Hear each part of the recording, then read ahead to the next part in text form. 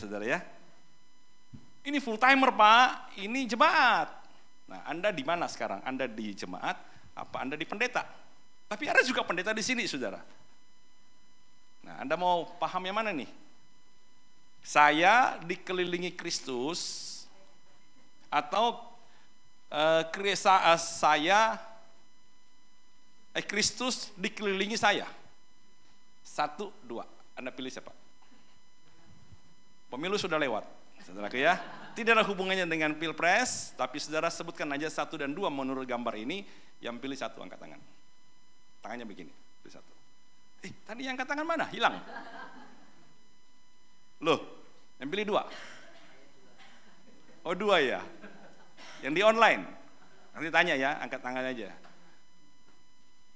Oke. Ini enggak ada yang pilih 1? Enggak ada? Oke. Siapa yang jujur? Selama ini kita berdoa dan memahami kekristenan dengan nomor 1.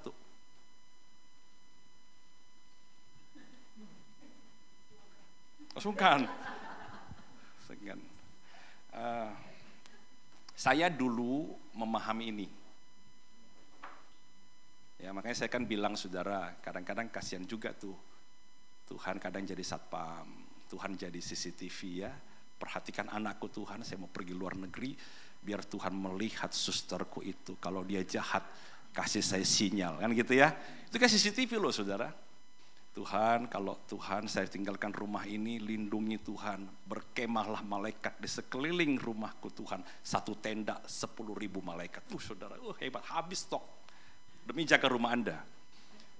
Tuhan, kalau saya terbang dengan pesawat, biar tanganmu sendiri yang memegang pesawat itu, mendaratkannya Tuhan. Tanpa ada hentakan. Karena saya ini takutan Tuhan. Oke, saudara benar? Saya di sini dulunya saudara. Karena bagi saya, saudara, seolah-olah kitalah pusat. Benar? Tetapi setiap kita harus mengalami shifting, berpindah bahwa Kristus adalah pusat. Kalau Anda memahami kekristenan seperti ini, maka Tuhan akan menjadi salah satu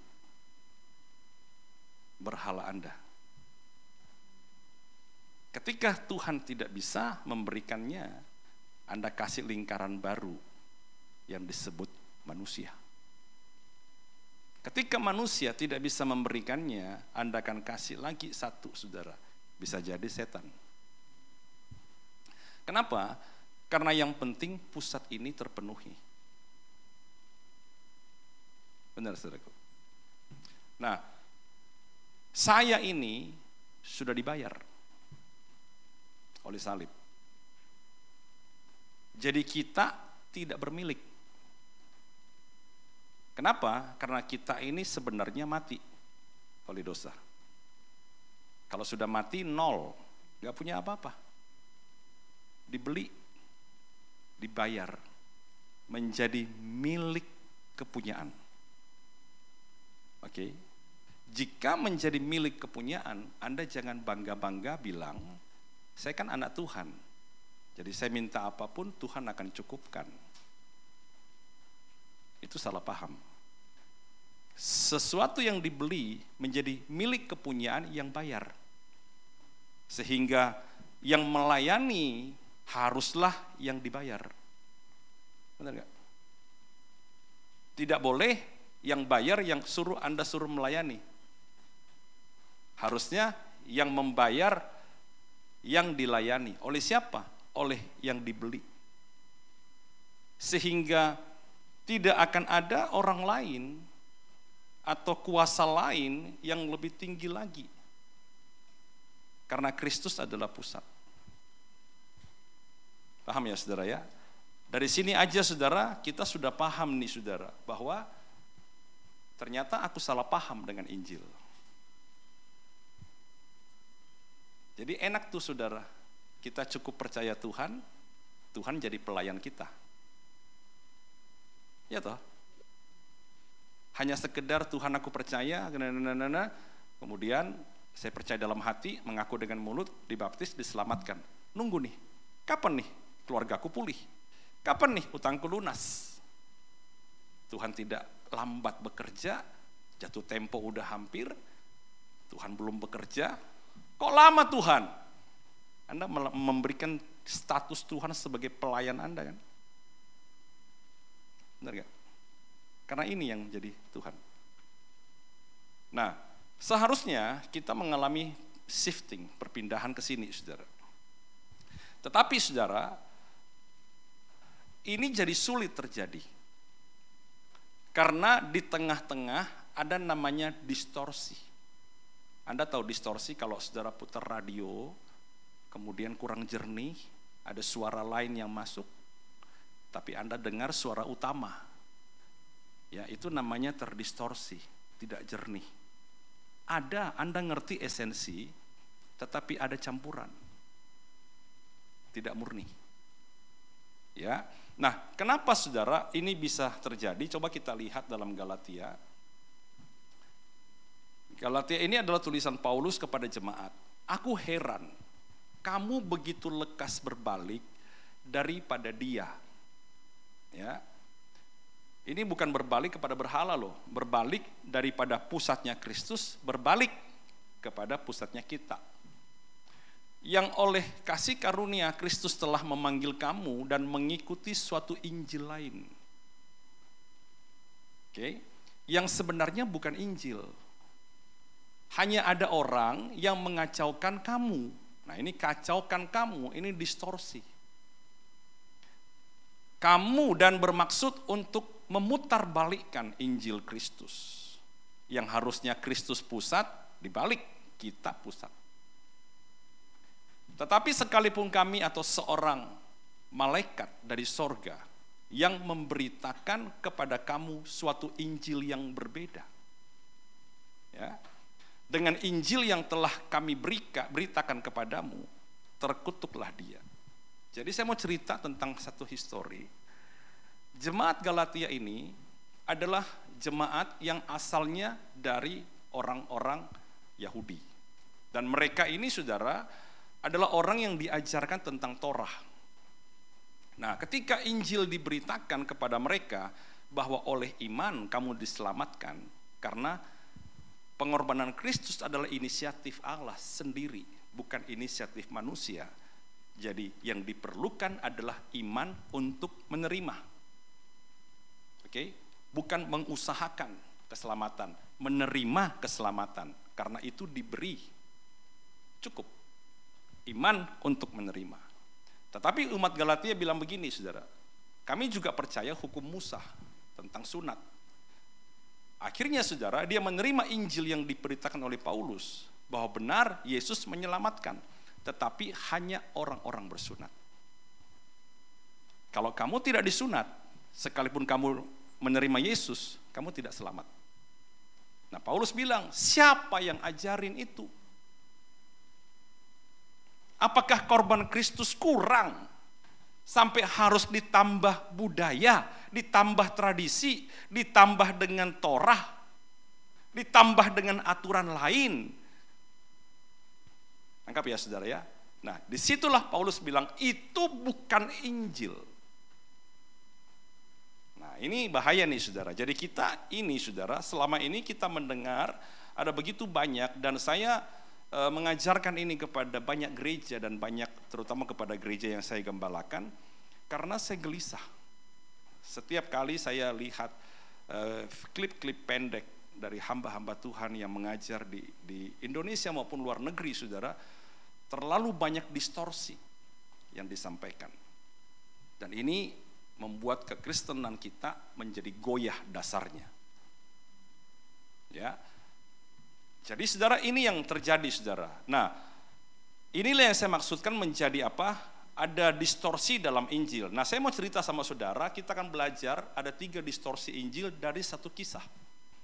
Coba kita lihat, di Alkitab ini saudara ada kisah tentang orang muda yang kaya. Anda pasti tahu ceritanya saudara ya. Nah, saya coba jelaskan ya. Ya, Yesus berangkat, kemudian dia meneruskan perjalanan. Ada orang datang berlutut di hadapannya. Dia tanya, guru yang baik, Apa yang harus kuperbuat untuk memperoleh hidup kekal, kan gitu ya. Jawab Yesus, mengapa kau katakan aku baik? Tidak ada seorang pun yang baik selain Allah. Engkau tahu tentang segala perintah Allah, jangan bunuh, jangan zina, jangan curi, jangan saksi dusta, terus. Ayo lanjut. Oh, sudah semua Tuhan, sudah saya turuti sejak masa muda. Tapi Tuhan pandang dia dan menaruh kasih kepadanya, berkata, satu lagi kekuranganmu, pergilah, jual apa yang kau miliki, berikan kepada orang miskin, engkau akan dapat harta di sorga. Kemudian datang kemari, ikutlah aku. Mendengar perkataan itu, ia menjadi kecewa, pergi dengan sedih, sebab apa saudara? Banyak hartanya. Nah, ini orang rohani apa bukan? Rohani. Yang bilang bukan jadi orang apa? Orang Jawa Pak, bukan itu saudara ya. Ini orang apa? Rohani apa bukan? Ada yang bilang rohani. Kenapa rohani? Karena bagi kita, waduh hebat loh ini, dia bayangin aja saudara, yang Tuhan kasih jangan bunuh, jangan zina itu aja bisa dilakuin. Orang rohani bukan? Bukan, rohani. Yang bilang bukan siapa? Oke, kenapa bukan? Melakukan apa yang bisa dibuat manusia. Jadi berarti kalau yang dilakukan bisa dilihat manusia, belum menentukan seseorang rohani apa enggak. Kalau orang melayani berkhotbah, belum menentukan dia rohani apa enggak. Kalau dia melayani Tuhan, belum menentukan dia rohani apa tidak, saudara ya. Ya, saya setuju dengan jawaban yang kedua. Kenapa? Karena kalau dia rohani, kenapa dia masih mencari hidup kekal? Ya, kalau dia rohani saudara, kenapa belum ada kepastian di dalam hidupnya? Kalau dia rohani, mengapa dia lebih rela ninggalin Yesus demi hartanya? Ada yang missing di sini. Benar ya saudara ya? Nah, bagi saya saudara, orang ini telah terdistorsi. Sehingga dia tidak menemukan sebuah esensi di dalam imannya. Dia tidak menemukan esensi di dalam kekristenannya. Nah, jangan-jangan saudara, kita pun sama. Kita terdistorsi oleh kita ngalami distorsi saudara, sehingga kita melihat Yesus dengan kacamata yang salah. Nah, ada 3 distorsi Injil yang dialami oleh orang ini. Coba kita lihat yang pertama. Yang pertama saudara, distorsi Injil yang pertama saya sebut sebagai Injil agamawi. Nah, Anda mulai paham.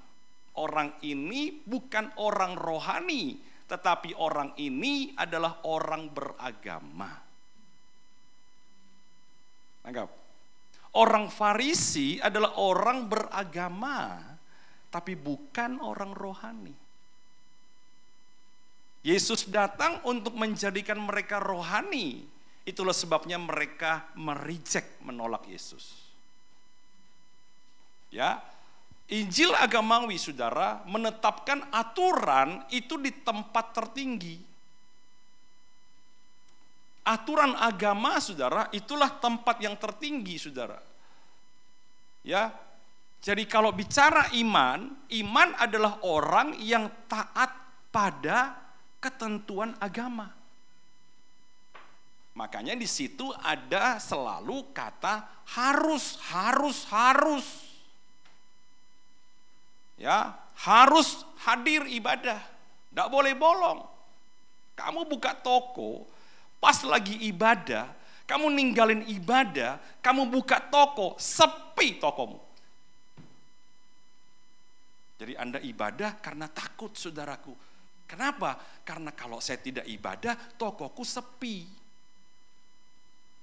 Maka Anda cari daftar gereja yang tercepat ibadahnya. Supaya hati nurani puas dan Anda kemudian buka toko. Ketika Anda salah strategi pemasaran, Anda salah produk dan Anda salah mengelola, maka bangkrutlah toko saudara. Dan Anda datang kepada Tuhan, Tuhan, aku sudah bayar. Itu agamawi. Ya. Harus doa. Gak boleh bolong. Ya, harus puasa, pendalaman Alkitab. Kalau absen itu nanti kamu pasti tidak enak hidupmu. Nah, kita lihat orang saudara, aduh saya kok lagi sedih ya. Kamu sudah berdoa? Ya jarang-jarang sih sekarang sih, ya udah lama tidak berdoa. Makanya kamu doa itu adem, enak hatimu itu, sejahtera. Oh gitu ya, kurang berdoa? Iya, berdoa dia saudara 3 hari, sih masih tidak adem. Kurang, tambah 7 hari. 7 hari dia berdoa, kurang, tambah puasa 3 hari. Terus habis itu dia berdoa puasa 3 hari, itu baru puasa Esther. Belum ada puasa Musa, belum ada puasa Daniel, belum ada puasa Yesus, belum ada puasanya Elia. Banyak banget, iya. Selesaikan semuanya. Sudah selesai semua, kok tidak ada jawaban? Tunggu waktunya Tuhan. Mantap saudara, sampai kiamat itu saudara. Akhirnya orang mengejar kepentingan sayanya. Benar. Kepentingan saya ini wajib dipenuhi. Untuk memenuhinya, saya menggunakan peraturan yang saya taati supaya Tuhannya senang. Kalau Tuhan sudah senang, kepentingan saya terpenuhi. Pusatnya kita. Ya. Jadi makanya saudara, segala perintah di Alkitab itu wajib hukumnya. Kalau tidak, maka ada kutuk. Memang terlihat bagus, karena mengajar kita disiplin. Tetapi saudara, kita harus berhati-hati karena kalau ini yang diangkat sebagai yang utama, sebagai dasar dari iman, maka ini akan menjadi distorsi. Kita akan berpindah kepada Injil agamawi. Orang yang Injil agamawi ketika dia berhasil saudara, dia akan merasa bangga dan punya hak untuk klaim. Tapi kalau dia tidak berhasil, dia akan terintimidasi dengan rasa bersalah. Nah, saudara, orang Farisi kenapa menentang Yesus? Karena Yesus datang mendobrak Injil agamawi mereka. Sahabat kok nolong orang? Sahabat itu tidak boleh kerja. Itu sudah harga mati. Nah Tuhan bilang, kalau dombamu jatuh ke sumur di hari Sabat, kamu nolong kok. Sekarang ada orang yang lebih daripada domba kan? Orang lumpuh loh. Di kolam Bethesda, 38 tahun. Apakah saya masih harus berkutat pada sebuah peraturan, sementara kasih Allah ini harus dialirkan? Anggap ya saudara ya. Jadi ini yang selalu menjadi sebuah berita saudara. Berita yang disampaikan dari mimbar-mimbar gereja, dari media-media sosial. Bahwa kalau kita ikut peraturan, kita taat kepada semua perintah, kita semakin berkenan. Kalau kita semakin berkenan, maka kita lebih gampang akses. Berarti saudara, yang membuat Anda bisa akses sorga adalah perbuatan keagamaan kan? Bukan lagi Yesus kan? Padahal tidak ada seorang pun dapat sampai kepada Bapa kalau tidak melalui aku. Yesus seolah-olah gak cukup. Nah kita lihat orang kaya ini saudara, kejebaknya di mana? Coba kita baca. Engkau tentu tahu segala perintah Allah. Jangan membunuh, jangan berzinah, jangan mencuri, jangan mengucapkan saksi dusta, jangan mengurangi hak orang, hormati ayah ibumu. Wah kita baca ini benar-benar rohani loh dia. Kita aja nggak mungkin sanggup. Benar nggak? Tapi kenapa orang-orang Farisi ini saudara selalu berseberangan dengan Yesus? Karena mereka hanya ada di kulit dan kewajiban. Ini pula yang terjadi kepada Saulus. Ini pula yang terjadi kepada Nikodemus. Dan ini ternyata muncul di mana? Muncul di dalam diri orang kaya ini. Apa buktinya? Coba lihat. Kata orang itu kepadanya, Guru, semuanya itu telah kuturuti sejak masa mudaku. Jadi orang ini sebagai orang Farisi, saudara, sebagai ahli Taurat, sebagai orang Yahudi, saudara, bahwa dia telah didoktrin dari kecil untuk taat pada peraturan agama.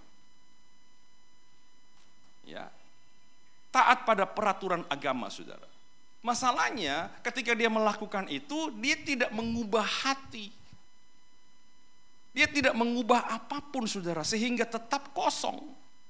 Karena dia tidak menemukan esensi mengapa dia harus melakukan ini.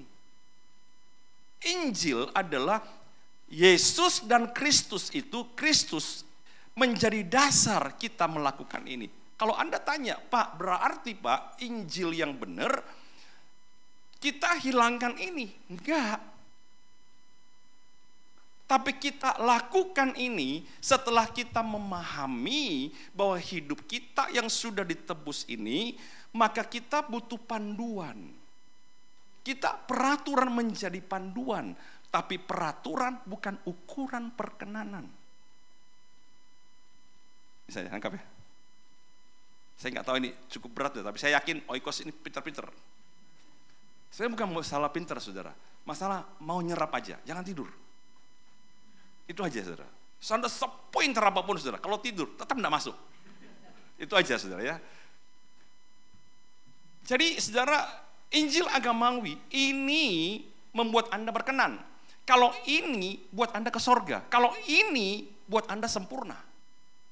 Tapi Injil Kristus, Injil full gospel, Injil yang benar full, ya, adalah Kristus telah menyelamatkan supaya hidup kita dapat dibangun dalam keteraturan, maka kita menjadikan semua perintah ini kita taati supaya kita hidup di dalam panduan dan kita bisa menghindari dosa.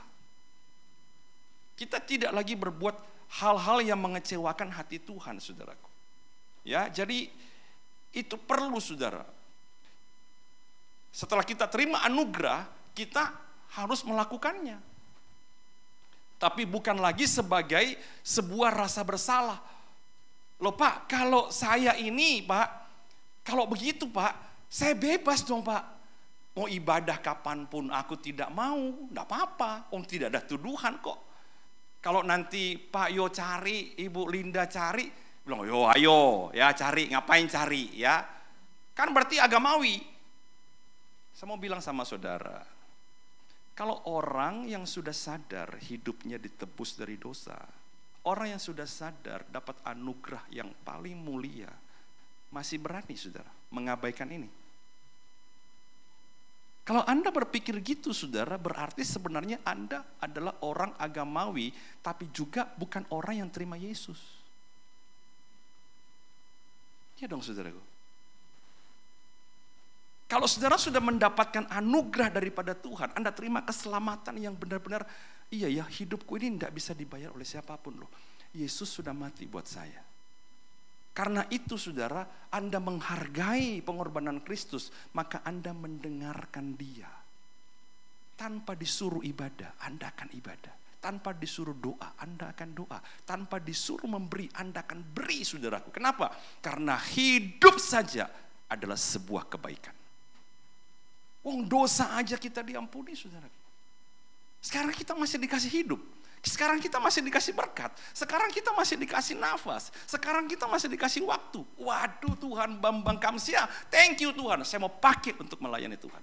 Justru Anda mengerti Injil yang penuh, Anda akan lakukan ini gila-gilaan, tapi bukan standar perkenanan. Ini baru poin 1 loh, saudara. Ya, bisa ya? Lanjut ya.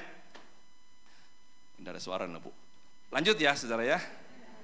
Oke, kita lihat, saudara, distorsi Injil yang kedua.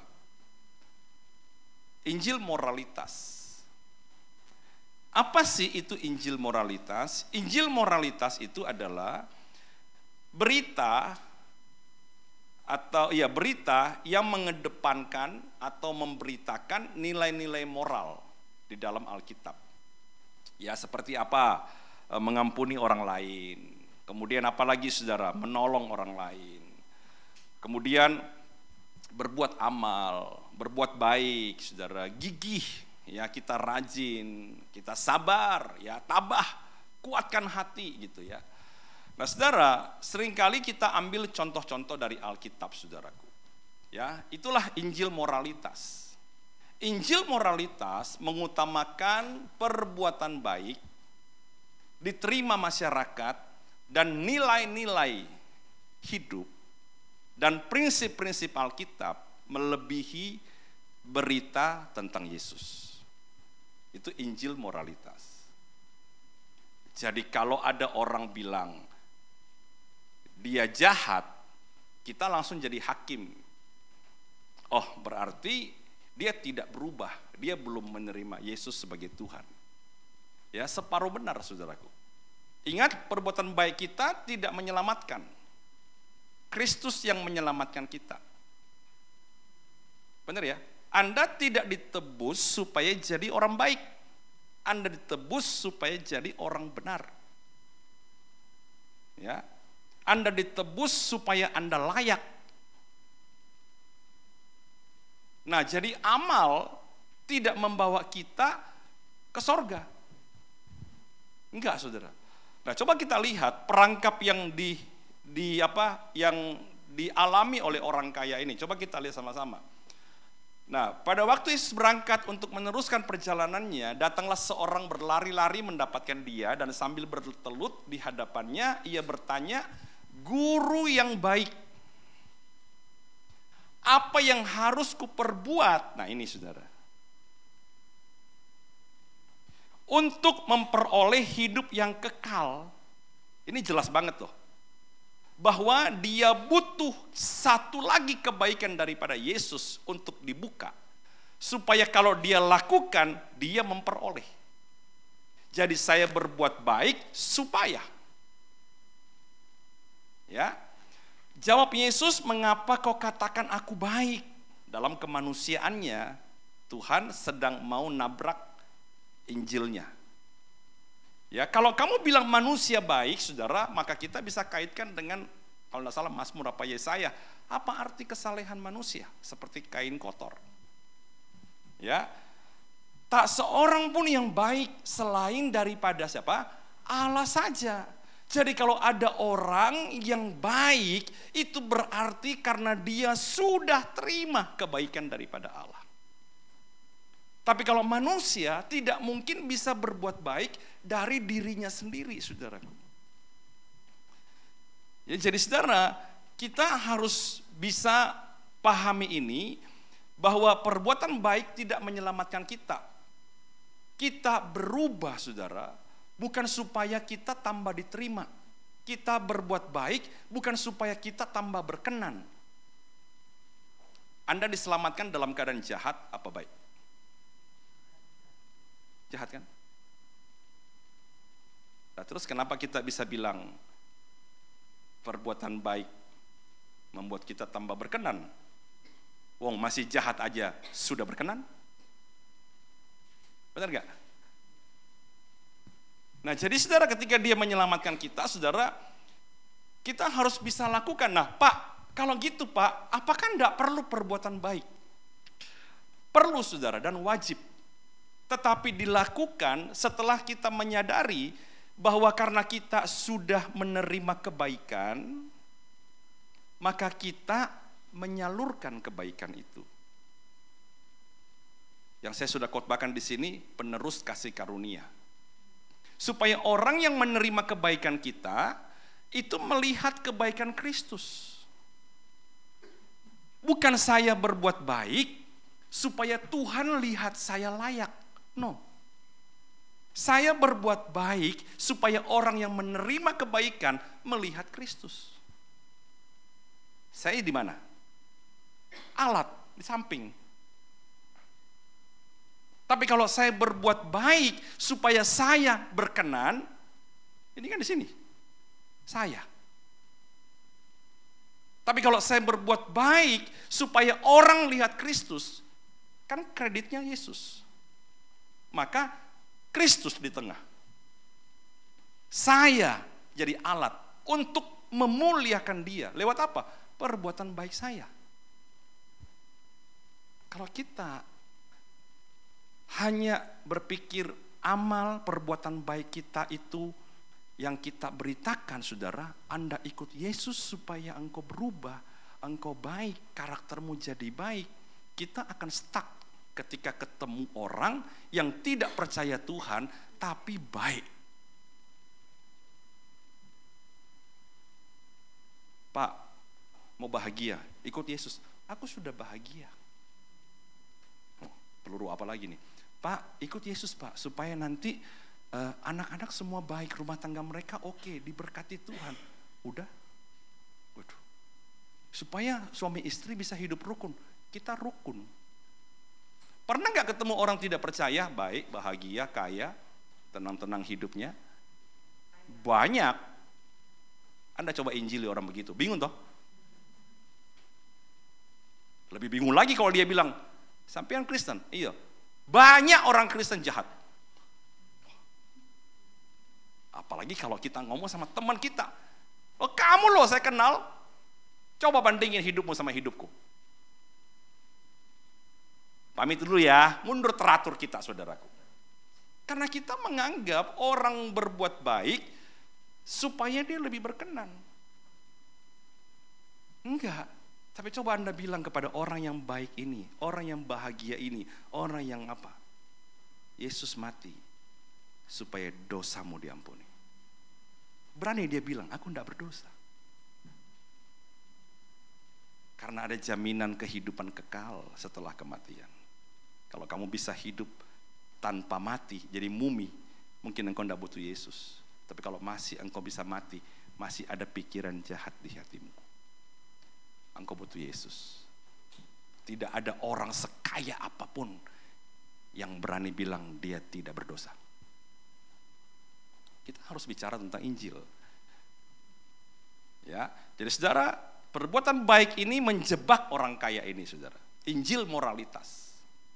Tapi kita lihat, ternyata sudah berbuat baik begitu, saudara, dia cari hidup kekal. Artinya ada kekhawatiran di dalam hatinya kan. Waduh, semua ini belum cukup ternyata. Makanya dia bilang, saudara, guru yang baik, apa yang harus saya tambahkan lagi? Perbuatan baik apa lagi nih Tuhan, supaya saya bisa beli? Nah, ini sudah salah. Anugerah tidak perlu dibeli. Itu inisiatif Tuhan, itu pemberian satu arah. Agape itu kasih satu arah. Manusia kasih dua arah, eros, storge, phileo, itu dua arah. Anda hanya bisa kasih pengampunan kepada orang yang jahat kepada saudara satu arah ketika agape sudah Anda terima. Ya, nangkap ya saudara ya. Nah, apa distorsi yang ketiga saudara? Injil kemakmuran. Ternyata hinggap pada orang kaya ini. Satu orang terdistorsi oleh tiga Injil. Ya, yang salah. Saudara, Injil kemakmuran ini adalah berita yang paling umum kita dengar. Ya, mungkin juga saudara kita juga terjebak di sini. Yaitu apa? Kalau kita taat, hidup kita berlimpah. Tapi berkat duniawi, berkat jasmani, sehat, panjang umur, kaya raya, apalagi saudara. Kan begitu saudara, muda, foya-foya, tua kaya raya, mati masuk sorga. Aduh saudara, siapa yang tidak mau? Kan begitu ya. Itu orang yang selalu melihat dirinya adalah pusat. Cukup terima Yesus, cukup memberi, cukup taat saudara. Hidup foya-foya. Kita kan anak Tuhan, menikmati berkat. Kutip Alkitab, adalah kemalangan orang yang menimbun kekayaan tidak bisa menikmatinya. Tapi berbahagialah orang yang bisa menikmati segala sesuatu yang daripada Tuhan. Wah, kita kan menikmati. Kacau itu saudara ya. Nah coba lihat saudara, Injil kemakmuran selalu bicara bahwa kelimpahan duniawi itu jadi bagian orang Kristen. Jadi Kristen itu tidak boleh miskin. Karena Tuhan kita kaya. Benar? Aku datang supaya engkau hidup di dalam kelimpahan. Duit toh saudara. Ya. Makanya mereka berani pamer, makanya berani flexing. Karena bagi mereka tambah diberkati, tambah gede rumahnya, tambah banyak fasilitasnya, berarti Tuhan berkenan. Itu Injil kemakmuran. Ya. Jadi Yesus jadi miskin supaya kita jadi kaya. Waduh saudara.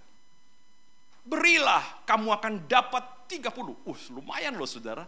Bank aja ya, kalau Anda deposito 1 tahun 2%. 2% loh. Ini sanse persen saudara ya. 30%. Ada lagi Pak di atasnya, 60 kali lipat. Ada lagi Pak, berapa? 100 kali lipat. Kasih setia udah berapa?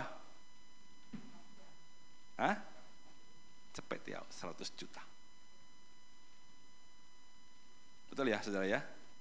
Makanya saudara, orang menjadi sangat transaksional. Karena Injil kemakmuran. Ya saudara ya. Padahal saudara, orang Injil itu mengajarkan berkat adalah ketika kita terima anugerah, connect sama sumber. Kutuk adalah ketika kita terlepas daripada Kristus karena mati. Terkonek kita hidup itu berkat, putus kita mati itu kutuk. Orang kaya sekaya-kayanya, kalau dia tidak terkoneksi, terlepas daripada anugerah, maka dia hidup di bawah kutuk. Apa gunanya kamu peroleh seisi dunia kalau nyawamu melayang? Benar? Dia nggak punya apa-apa, tapi terkoneksi dengan kehidupan. Itu berkat. Jadi jangan hakimi orang dengan harta, saudara. Harta itu kepercayaan. Untuk apa? Untuk melayani Kristus yang di tengah. Anda pernah berpikir enggak sih saudara? Gereja mengajarkan memberi supaya diberkati, hidup sama Tuhan supaya kita tambah kaya, makmur segala macam. Apa ujung dari pengajaran ini? Tarik terus. Nanti akan sampai di sini. Namanya serakah. Ya. Sampai di sini, serakah. Karena manusia tidak pernah ada kata cukup. Ada jalan disangka orang lurus. Set, ujungnya menuju maut. Aku tidak kenal kamu pembuat kejahatan. Keagamaanmu untuk dirimu. Semua perbuatan baikmu untuk dirimu. Doamu, pemberianmu, semua untuk dirimu. Aku tidak kenal kamu, pembuat kejahatan. Namaku engkau pakai supaya kamu yang dapat. Supaya kamu yang hidup, supaya kamu yang kaya, supaya kamu pembuat kejahatan. Tidak ada kepentingan Tuhan di sana. Benar nggak saudaraku? Kasih perpuluhan supaya belalang pelahapnya pergi, supaya dilimpahkan. Tidak boleh saudara pengajaran seperti itu. Perpuluhan itu adalah satu pemberian cinta, kasih kepada Tuhan. Orang yang ngerti cinta, jangankan 10%, 100%. Amin. Harus 10. Anda berani kurangin 9,5%. Berani? Kalau Anda sampai takut saudaraku, berarti Anda Injil agamawi. 10 Pak, tidak berani 11. Anda Injil agamawi. Hiduplah dari cinta Tuhan. Anda akan kasih seberapapun Tuhan minta. Karena kita alatnya. Ya, itu bagian Pak Yos sama Ibu Linda yang jelasin. Jadi saudara, ini jadi salah saudara. Nah kalau kita ini praktekkan kayak begini saudara, Injil kemakmuran, tidak ada bedanya dengan pesugihan. Hanya kita merasa lebih legal. Ya. Nah coba kita lihat orang muda ini terjebaknya di mana. Tetapi Yesus memandang dia dan menaruh belas kasihan kepadanya. Lalu ia berkata kepadanya, satu lagi kekuranganmu, pergilah, juallah apa yang kau miliki, berikanlah itu kepada orang miskin. Maka engkau akan beroleh harta di sorga, kemudian datanglah kemari dan apa saudara? Kemudian ikutlah aku saudara. Ya. Mendengar perkataan itu ia menyadari menjadi kecewa, lalu pergi dengan sedih. Karena apa? Banyak hartanya. Saudara, dia memiliki sebuah konsep Injil kemakmuran. Dan Yesus langsung nabrak Injil kemakmurannya, karena bagi dia saudara, ikut Yesus ini enggak diutaati. Kebayangkan saudara, udah hidup sungguh-sungguh dalam agama, udah kerja keras saudara sampai dapat duit segitu banyak. Sekarang tinggal Yesus aja yang dia belum dapat, hidup kekal. Jadi kalau dipikir dalam usaha, hitung-hitungan saudara, ya tetap masuk dalam kerajaan sorga dalam kondisi kaya raya. Masalahnya dunia dan roh selalu bertentangan. Daging dan rohani selalu berpisah. Dia pikir saudara ikut Tuhan bakal kaya, ikut Tuhan bakal tetap diberkati saudaraku. Ternyata Tuhan bilang sama dia, lepaskan hartamu. Waduh saudara, dia kecewa, pergi dengan sedih, sebab apa? Banyak hartanya. Coba kalau gereja menyampaikan saudara bahwa ikut Yesus, hidupmu harus pikul salib seumur hidup. Sepi itu gereja. Benar gak? Pak Bikman Sirait bilang begini, jemaat itu suka dengar khotbah setan daripada khotbah Yesus. Bukan saya yang ngomong. Anda nanti dengar rekamannya. Dia sudah almarhum, tapi dia bilang begitu. Saya sampai penasaran saudara, saya dengar terus. Coba dengar aja tuh khotbah setan. Kamu lapar, ubah batu jadi roti. Benar gak? Kamu mau celaka, ada malaikat yang natang kamu. Kamu mau instan, sembah aku, semua aku dapat. Mujizat. Benar gak? Gereja selama ini khotbah setan apa khotbah Yesus? Khotbah Yesus, siapa mau ikut aku, sangkal diri, pikul salib, ikut aku. Anda dengar di TikTok, Anda dengar di Instagram, khotbah setan yang banyak atau khotbah Yesus? Anda suka dengar mana? Jujur. Itu dia yang bilang sudah. Saya bilang benar juga. Iblis khotbah di padang gurun kepada Yesus. Benar nggak? Yesus khotbah, kalian datang ikut aku untuk apa? Karena sudah makan roti dan kenyang kan? Waduh, ini keras nih perkataan. Pergi minggat. Padahal baru makan 5.000 laki-laki. Ikut Yesus nyebrang. Ngapain kalian ngikut? Mau lihat mujizat? Atau jangan-jangan makan gratis? Waduh, ini keras nih tegurannya. Mundur deh, pulang. Murid-muridnya, kamu udah pergi? Waduh, ini orang paling secure, Yesus ini. Ada pendeta berani bilang, kamu apa? Cari kekayaan? Ini bukan tempatmu. Wah, saya kira tidak ada pendeta yang berani ngomong begitu, saudara. Datanglah, come, hidup diberkati, come, diberkati. Yesus enggak. Mau cari berkat? Jasmani? Bukan di sini tempatmu. Nanti kamu kecewa. Itu kata Bikman Sirait, khotbah setan begitu, saudara. Cuma saya meneruskan aja. Ya, jadi Tuhan saudara meluruskan motivasi daripada orang kaya ini, ya, bahwa tidak selalu harta tambah banyak kalau ikut Tuhan, nggak selalu. Tapi kehidupan rohanimu akan bertambah kaya. Ya, tidak selalu hidup lebih nyaman loh ikut Tuhan. Tapi kepastian keselamatan itu jadi jaminan. Ya. Jadi saudara, masalah berkat jasmani bagi Injil yang penuh itu masalah kepercayaan.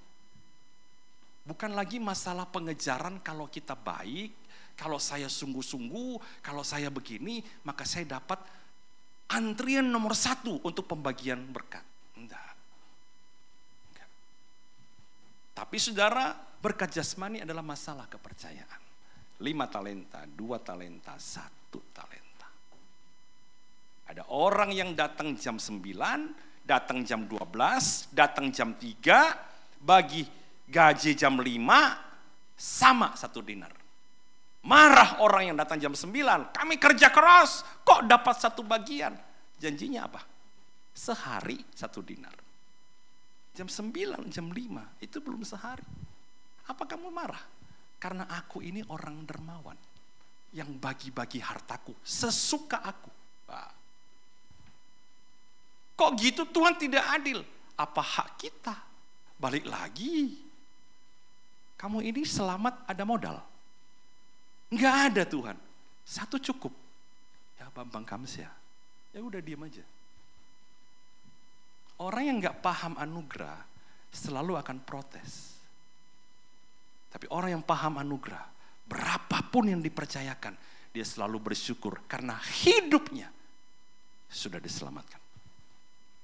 Jadi enggak akan ada komplain. Enggak ada komplain. Ya, nangkap ya saudara ya. Saya harap ini tidak terlalu dalam ya, tapi saya harap ini juga bisa mendarat di hati kita untuk kita bisa memahami supaya dasar kekristenan kita jangan gampang goyah. Ya. Yuk sama-sama kita datang kepada Tuhan yuk. Ada berapa distorsi Injil? 3. Yang pertama apa? Injil agamawi. Yang kedua? Moralitas. Yang ketiga? Ya. Yuk datang sama Tuhan yuk, sama-sama kita bangkit berdiri, angkat lagu Mengiringmu Seumur Hidup.